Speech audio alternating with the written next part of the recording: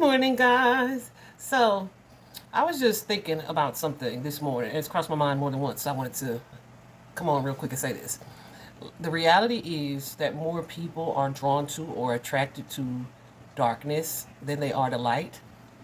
Because in the world that we live in, a world like this, it takes a lot to be a person that doesn't conform, right? And this is a dark world overall. So it takes a lot to be a light in a dark space. It takes a lot to go against the grain.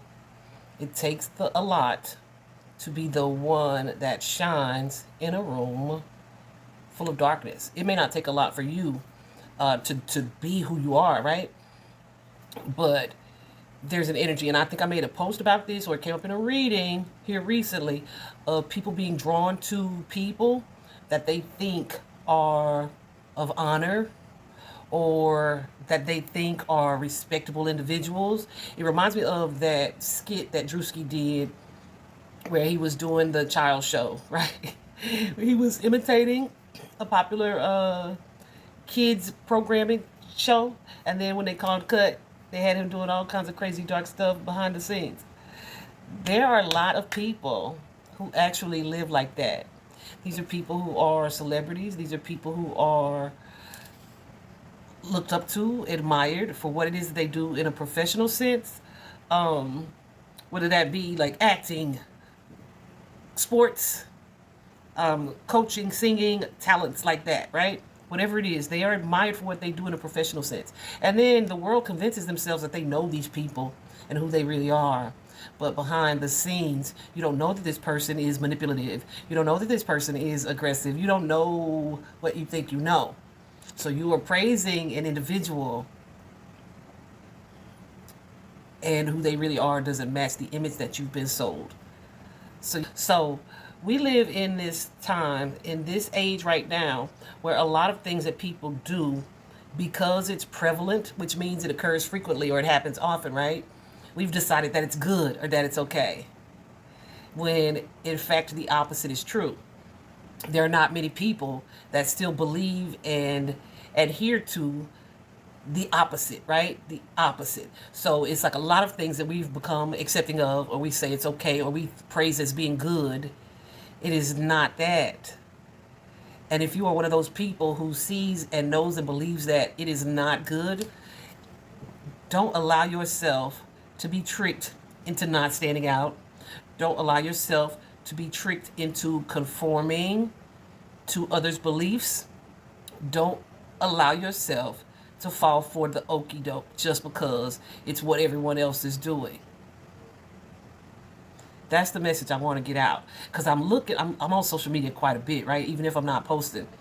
And I'm looking and I'm like, oh, they think this person is that.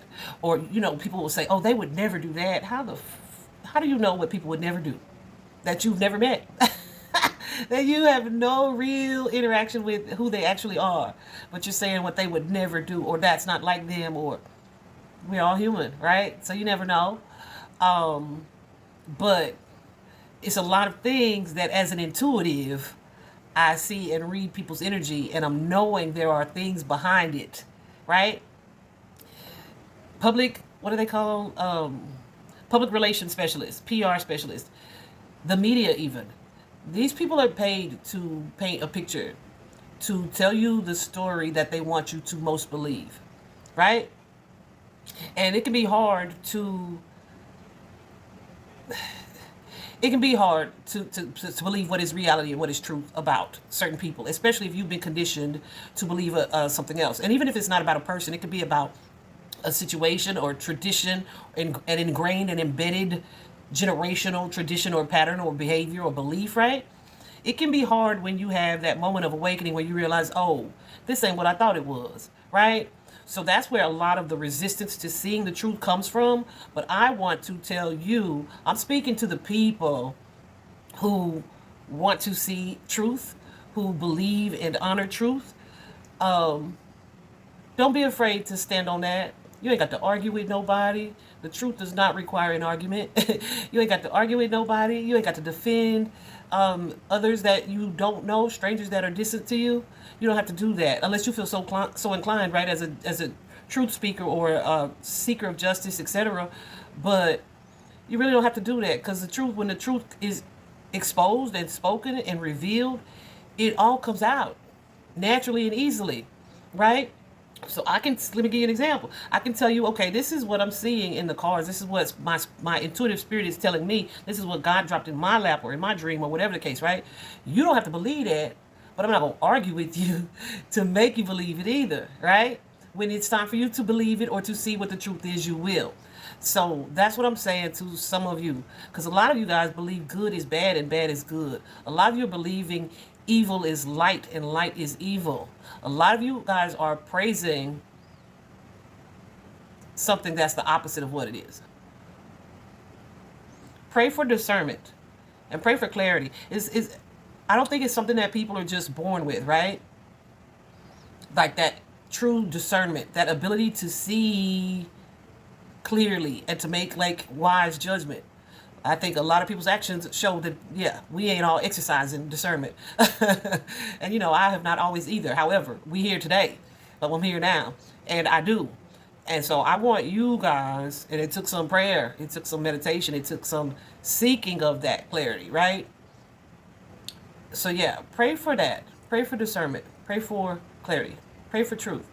So that you can see who or what it is you ain't seeing about not just people, but about situations as well.